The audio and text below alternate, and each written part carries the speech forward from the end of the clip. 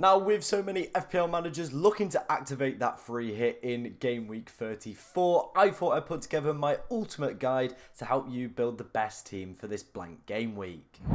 Now, before we dive into today's video, I just want to say a massive thank you to you guys for helping the channel hit 13,000 subscribers. It was our goal for the end of the year, and we have absolutely smashed it out of the park. So thank you for everybody for your continued support on the channel. It's been absolutely amazing. Let's see where we end up by the end of the season. I can't wait, genuinely.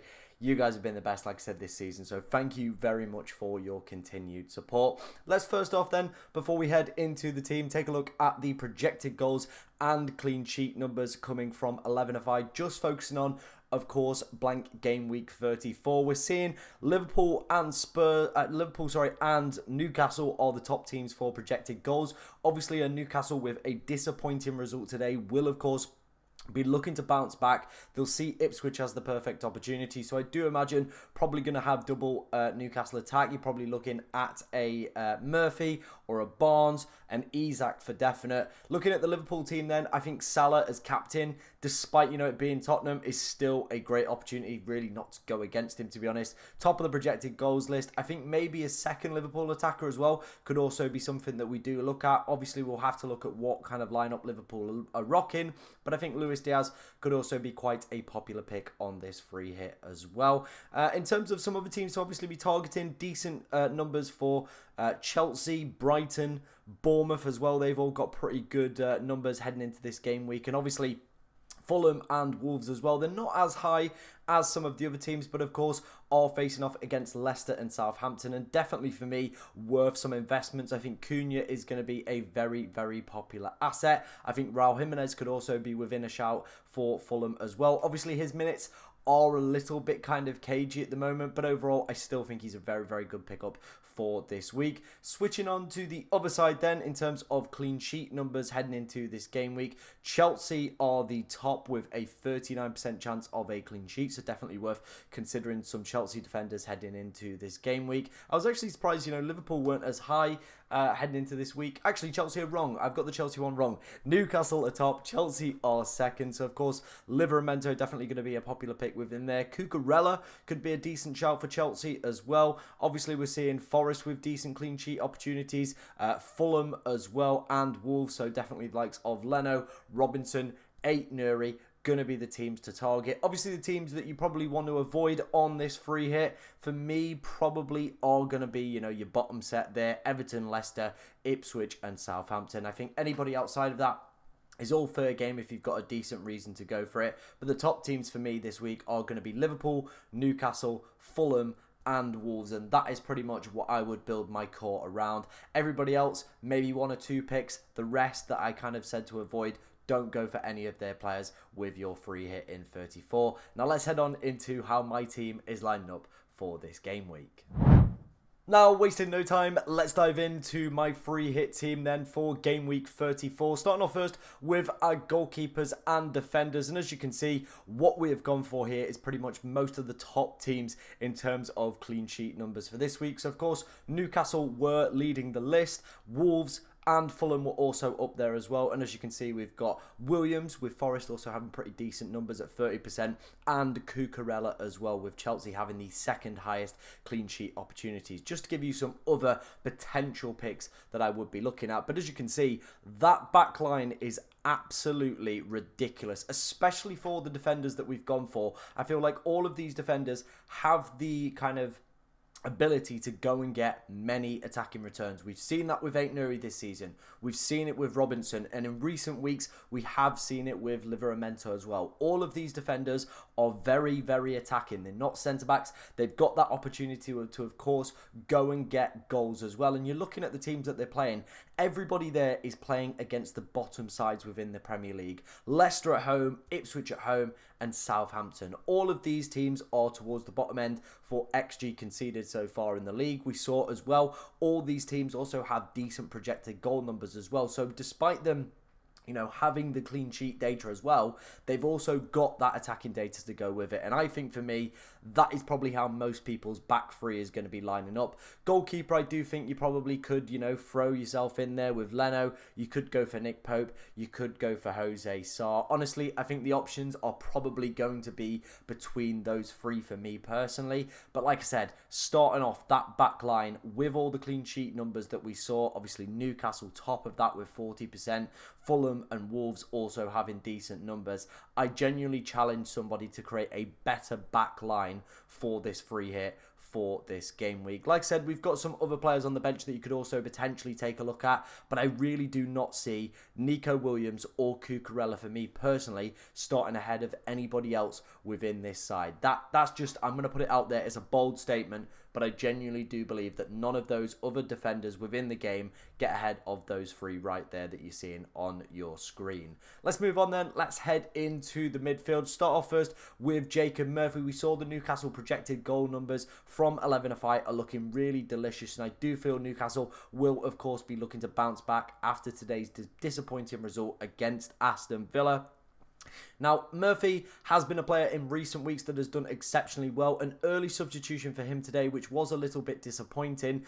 But overall, over the past few weeks, he has been one of their star men. And I still would be looking towards him if I were to select a Newcastle midfielder for my side. He's been absolutely killing it. His data has been unreal this season. He's having pretty much a Miguel Almiron-esque season. And with those decent projected numbers, the poor form that Ipswich are in, I think that could be a really good pickup. Then, as you can see, we've gone for double Liverpool. Now, they're the top team if we look back to the 11FI data that are topping the list for projected goals for this week. Spurs as well, I don't really know how to call Spurs in the Premier League. They're pretty woeful, to be honest. Now, let's start off first with Luis Diaz, and his minutes have actually been really decent. I was contemplating going with him or Jared Bowen on my wildcard in game week 30. I'm glad I went with Bowen. It has worked out with the bench boost this week.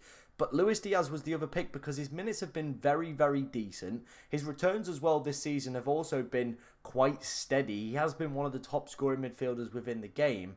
And I don't think a lot of people will potentially have him this game week. So if you are looking to chase rank, he could be a really exciting and fun option. Of course, though, make sure that Liverpool, don't rotate him out this weekend, or maybe he's dropped for this weekend. Make sure he's seeing decent minutes still before picking him up on your free hit. But he's definitely a player I'm really considering, especially with the strong Liverpool data. I want to try and get as many Liverpool attackers within my side. And that is the reason I've gone for Mohamed Salah captain as well. Like I said, the data has just been really, really good, to be honest. It looks really good at 2.7%, 2.7, projected goals. You've also got the fact that Mohamed Salah is top on the Fantasy Football Hub for predicted points. This is a very, very weak Spurs side as well.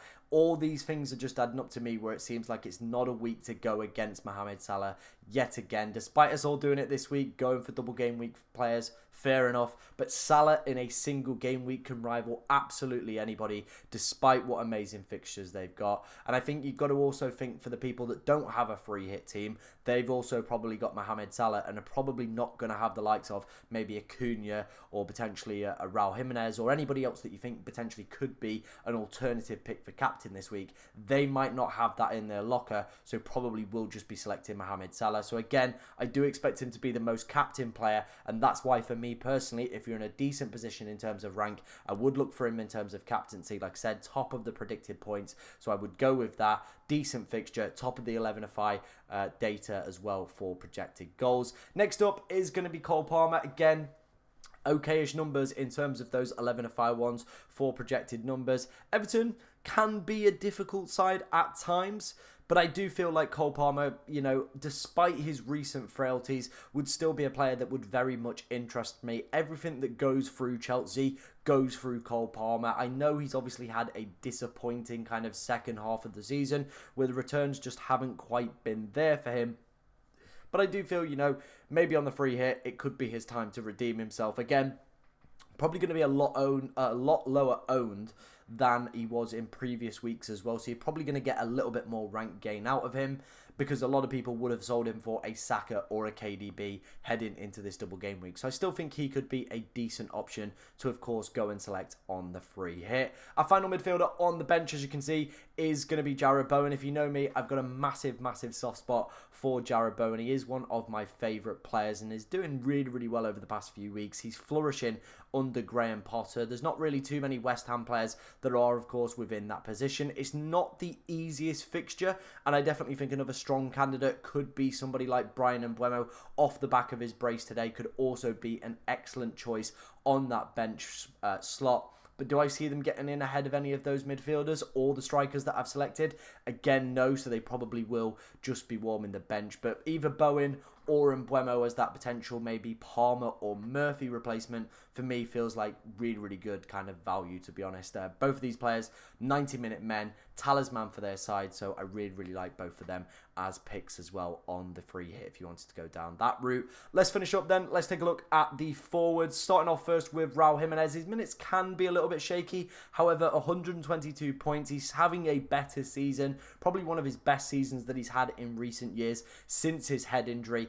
That fixture against Southampton is always going to be delicious, regardless of whoever is playing them, because how poor they've been this season as well. A lot of teams creating a lot of goals against them. They are sat rock bottom of the XG conceded chart. And I do imagine when the betting data comes out, Fulham will be one of the top sides for projected goals for this week. We saw that the 11-5 numbers were a little bit lower, but I think the betting market ones will probably be a little bit higher when those do eventually come out. Isak's in there. I know a little bit of a disappointing overall kind of haul from him today. Nothing really to kind of write home about. And in recent weeks, the FPL points definitely haven't been there. But you cannot have a forward like Isak not in your free hit against Ipswich at home for me. That one feels like rank suicide, to be honest. So for me, it's got to be Alexander Isak in there. He's second in terms of predicted points as well on the Fantasy Football Hub model. So again, it's going to be just one of those picks that I feel you're just going to have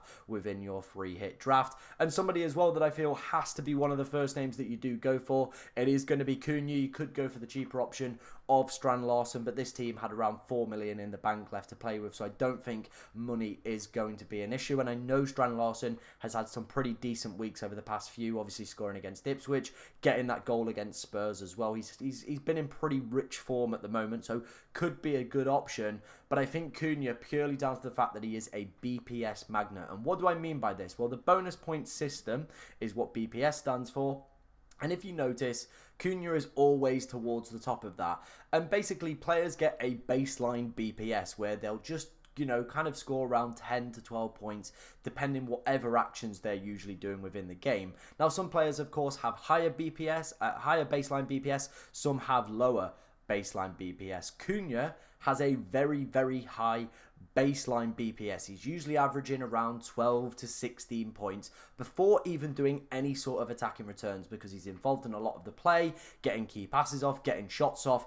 He is very high up on that BPS before he even contributes with an attacking return. You then factor in that if he gets a goal, that's 26 on top of at least a minimum 12. So you're talking already, you're into the 30s with his BPS. If it's a tight or narrow game, or he gets more than one attacking return, he is probably going to be looking at 3 bonus points. This is why Cunha is one of my favourite players in the game and one of my favourite picks as well heading into this game week. In terms of captaincy though, it is going to be Mohamed Salah, like I said, top of the numbers for the Fantasy Football Hub. He's also playing for the side that have the best projected goal numbers as well from 11-5. It feels like to me that is the no-brainer move. That's the route to go for, to be honest. So that is where I would sit with that one. Hopefully you did enjoy today's video. Like I said, if you are on a free hit, let me know in the comments and we'll try and help you out as much as possible. But thank you for watching today, ladies and gentlemen,